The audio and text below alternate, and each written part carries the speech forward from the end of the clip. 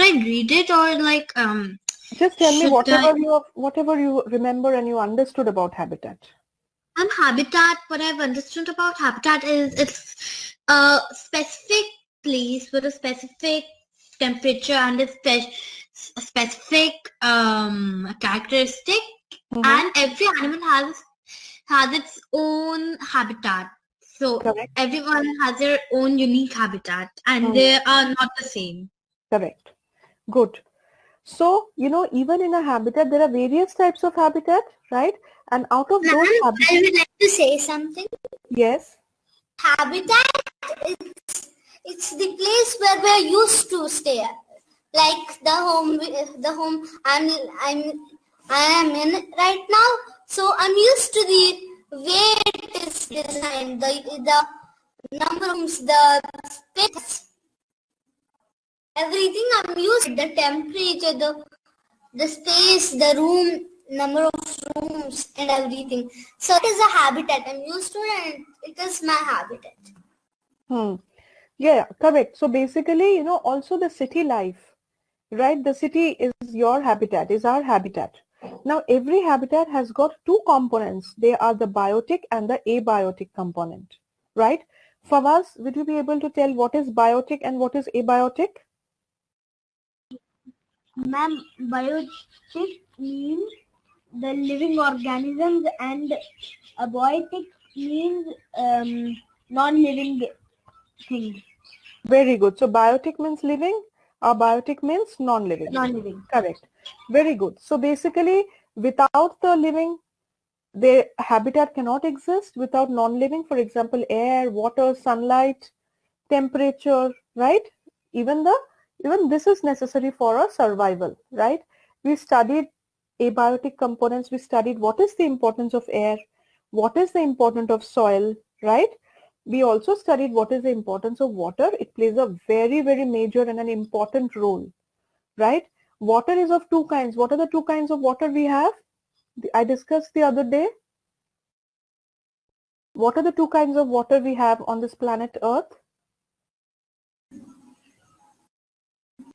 Ma'am, can I tell? Yes, please.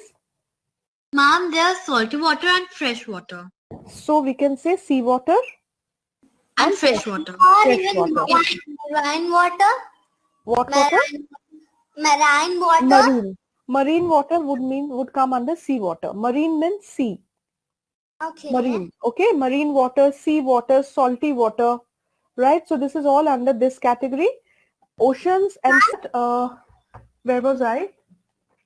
Yeah, so the polar region. So it would take us at least a few years, 5 to 6 years for us to get adapted to this polar region.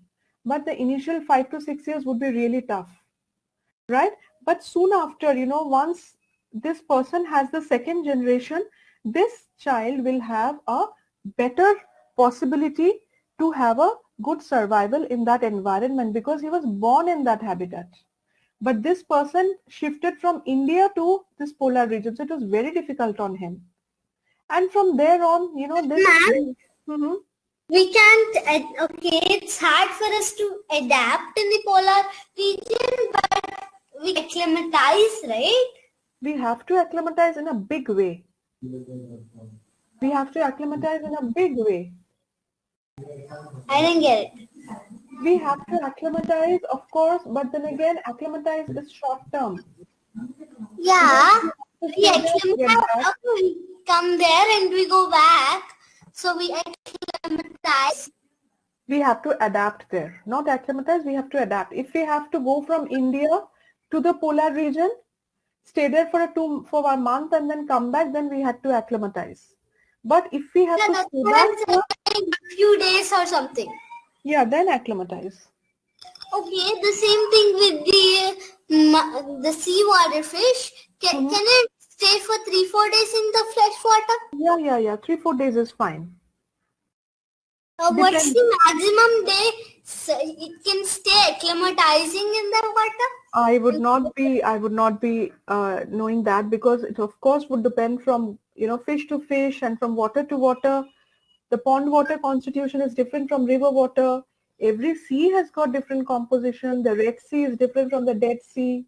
Dead Sea is different from the Black Sea, right? Even every sea has got different composition. So you really can't, put a fish which lives in the Dead Sea. You can't just keep it in, the fish in any other sea. They are that's the reason why they say habitat. The Dead Sea is Yeah, the extremely high. habitat. It's Yeah, its habitat. yeah, so the Dead Sea is extremely high on certain nutrients which the fish will not get it in some other sea. So it's all about habitat.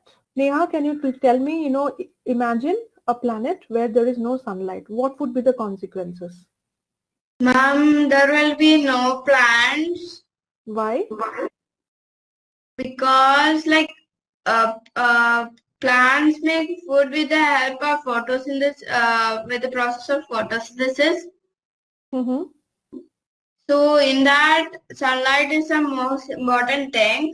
Hmm. That's why all plants will not be there. Correct. Very good. What else? What other things could be there? What other Then impacts? animals, like even if we are directly or indirectly, we are dependent on plants. If plants are not there, we are not there. Correct. So basically, if there were no sunlight, there would be no plants. If there were no plants, there would be no animals. Yeah, ma'am. Right? So the Earth would have been just like any other dark planet then, just like a Pluto or a Uranus, right? With just certain rocks. And so basically what happens is that, it is very important for the plant, all the energy that a plant gets is from sunlight only. All the energy that it gets, light energy, heat energy, right? So that is what, helps it to do photosynthesis. Now the herbivores like camel, goat, cow, they have green plants. So what are they having indirectly? Indirectly, they are having sunlight. The energy, sunlight, the energy from sunlight. They are actually having, 10% of that. Now, the carnivores are having the herbivores. So what are they having? They're again having 10% of the energy that they got from sunlight, as in from the plants. Similarly, once the carnivores die, the scavengers work on it. What are they having? They are having 10% of the energy that the carnivores indirectly got from sunlight. Similarly, the energy shifts to soil and the same energy goes to the plant. So as they say, energy can never be created nor be destroyed. It is just shifted from one trophic level to the other trophic level. These are all trophic levels. This one is a producer, this is a producer, right? This is a primary consumer, secondary consumer, scavenger. So these are all trophic levels. And energy is just shifting from one stage to the other. It's not being destroyed per se. Okay? So if there is sunlight, there would be water, there would be clouds, there would be rain, there would be temperature, right? In case we have those, equator, Tropic of Cancer and Tropic of Capricorn, so we will have temperature, right? And temperature creates, a very important role in habitat formation. That's the reason, and that's how we have deserts, we have, mountains.